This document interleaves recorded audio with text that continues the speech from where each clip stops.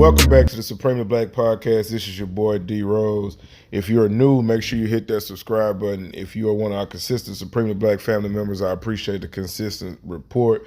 You've seen the title, so you know exactly what we're going to talk about. A lot of things that have been mixed and screwed lately, I've noticed that a lot of the beef channels are starting to get more attention than the channels that are actually providing knowledge. So, talking with other content creators, you think about different shit of like, how could you catch people's attention, or why is that sector of YouTube so dominant? And I just think of this is that people like to disconnect from reality. So I understand that people are always going to be focused on different things, right? Sometimes people love mess, but there's one thing that I notice about the channels that go back and forth. They have little to no support when they're not talking about somebody else. To me, in a very short response, is that there's no sustainability in me taking a shot at another brother, another sister that's doing their thing on YouTube. But what you can see above is the wealth gap, the good news and the bad news, right? Now I give you all a few seconds to kind of just look at that. All right, so hopefully you are able to look at it, or as I'm speaking, you can talk about it with yourself or some other people around you that may be checking out the video with you. One of the huge setbacks, as you can see back in 1987, that there was only a $20,000 gap in the between black and white people, and that was in 1987. Now that's at 100,000 as you speak about this in 2022, right? This was released maybe a week or two ago.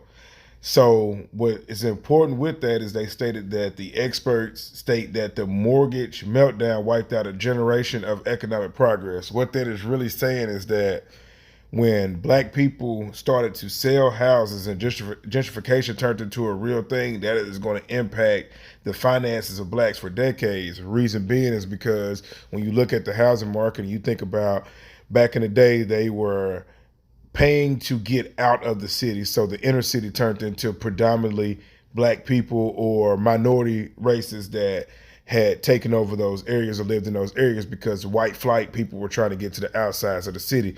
Now, within our generation, the millennials, they understand that it's more important for them to pay top dollar to be in the city. So now it's opposite, and they're pushing black people out. So when you see those hoods, that you see that nice ass house besides those two bandos, or a house that doesn't look like the one that's beside it, you understand that if you've been in any major city or any growing city, that you understand that gentrification is a real thing. So that was huge for me when I actually realized that, is that damn, gentrification is not only going to set back the people that sold, but it's specifically going to impact the hood in a major way, because you're allowing people to come in that don't even value the same things that we do. All right. On to the next thing with this, with the specifics on the bad news, right? While they say we only make up 13% of that, I think I argue with that all the damn time, to be honest with you, because when I go places, I see a bunch of black excellence and a lot of black people. So I really think that 13% is a false number. But there's not any way to really just collect all of the data unless you had all the black people check in. And hell, I don't even fill out the census report, so I couldn't blame anybody that didn't, right? Here's a major, major thing, right? And this is not to judge anybody, but when you think about the bullshit that we entertain and focus on, we're only making up 13% of the U.S. population, and we only own 3% of the assets. Think about a lot of the things that we're either one, distracted by, or two, that we buy into, or who we don't buy into. Because what this shows me is that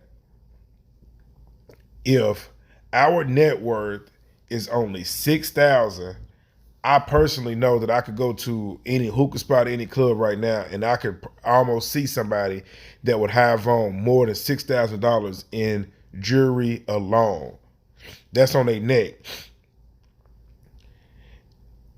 Looking at this net worth just shows you there's a big difference in regards to, not saying that we're not focused, but we have a lot of work to do in regards to really closing this gap.